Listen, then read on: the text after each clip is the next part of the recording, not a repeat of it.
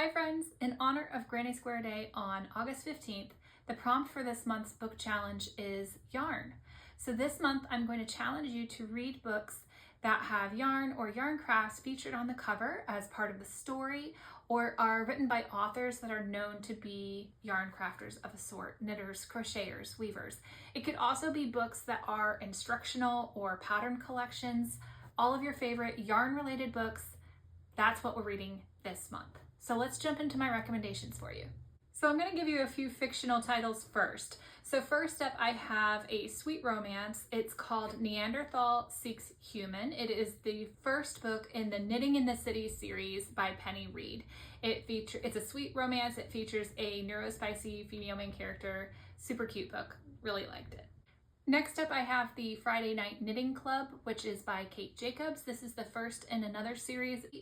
And it's kind of an older series, but I really loved it. I read it a long time ago. It's about friendship and healing and grief. I just think that the friendship between these women is just something really special. Next, we have Alpacas and Alibis. It's a cozy mystery by Raimi James. I actually just finished this one, and just like any good knitting or crochet story, it's about community, it's about friendship, and maybe a little murder and mayhem involved too, and maybe a cute cat.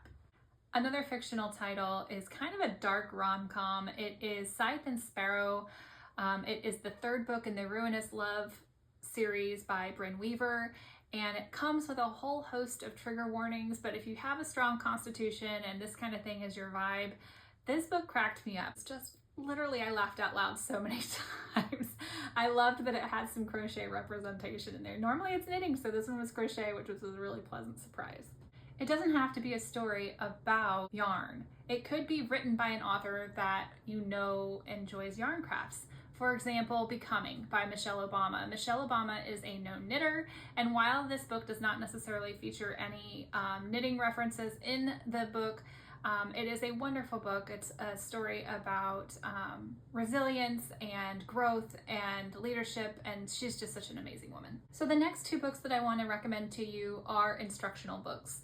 So the first one that I have here is the Crochet Stitch Dictionary, which this is by Sarah Hazel, and this was my very first book that I ever bought when I was learning how to crochet, and that's been over 10 years ago now, and I still come back to this book again and again just for inspiration. You can tell here I've got like so many pages dog-eared for designs and different just things percolating up there. The other instructional book that I wanted to share with you guys is Crochet Every Way Stitch Dictionary. This is by Dora Orenstein. I love this because it features stitches that are a little bit more intermediate, a little bit more interestingly put together, but it shows you how to increase and decrease and work shaping on them.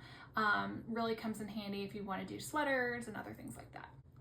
While I don't have a whole lot of recommendations for you this month that are specifically about yarn books, there's still plenty of options and plenty of possibilities out there.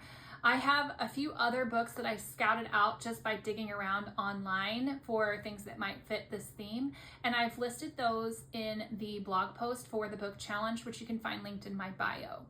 In the meantime, I am so excited to share with you the book that I've chosen to read this month. It's actually an advanced copy of a book that comes out on August 19th. It's called With Her Own Hands. It's by Nicole Nehrig. This is not specifically just about yarn or knitting or crochet, but all different types of textile crafts. It does feature those things in there. But what I love about this is that it is a historical look at how textile arts have added meaning to women's lives throughout history, across cultures and continents.